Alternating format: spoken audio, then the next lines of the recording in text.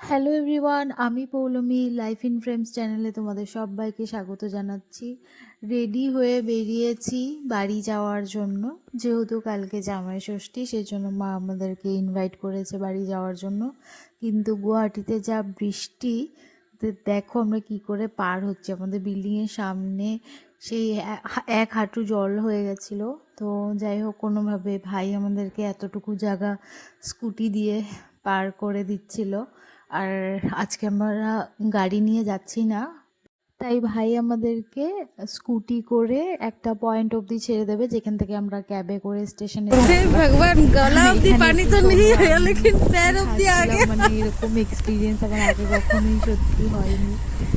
মজাও লাগছিল, কিন্তু অ্যাট দ্য সেম টাইম কেমন একটা লাগছিল যে কিভাবে যাচ্ছি বাড়িতে। কিন্তু জামাই ষষ্ঠী বলে কথা, বাড়িতে না গেলেও ভালো লাগতো না, মায়েরও মনটা খারাপ হতো, সঙ্গে আমারও। আর ওই দিক থেকে দিদিও আসছে।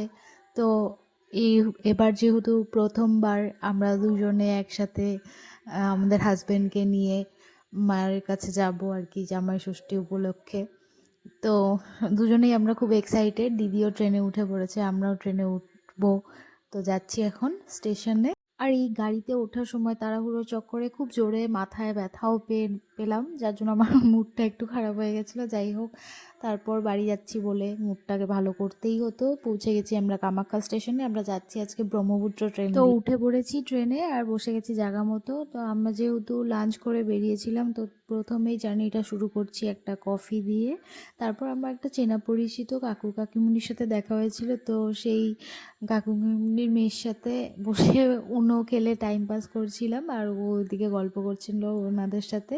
যাই হোক, এই ট্রেন জার্নিটা ভালোই কাটলো। অনেক দিন পর আবার ট্রেনে আমরা দুজনে একসাথে ট্রাভেল করছিলাম। লাস্ট দিদির বিয়েতে করেছিলাম, তারপর আর ট্রেনে ট্রাভেল করা হয়নি। তো গল্প করতে করতে পৌঁছে গেলাম। আমি আমার বাড়ির জায়গার স্টেশনে নেমে গেছি, আর যেই নামার সময় হলো বৃষ্টিও চলে আসলো আমাদেরকে ওয়েলকাম করতে। তো কোনোভাবে বৃষ্টি পেরিয়ে যাচ্ছি এখন বাড়িতে। তাহলে ভিডিওটা এখানে শেষ করছি। ভিডিওটা ভালো লাগলে একটা লাইক, কমেন্ট আর সাবস্ক্রাইব অবশ্যই করে যেও। পৌঁছে গেছি বাড়িতে। Till then bye bye, tata, good night সবাইকে।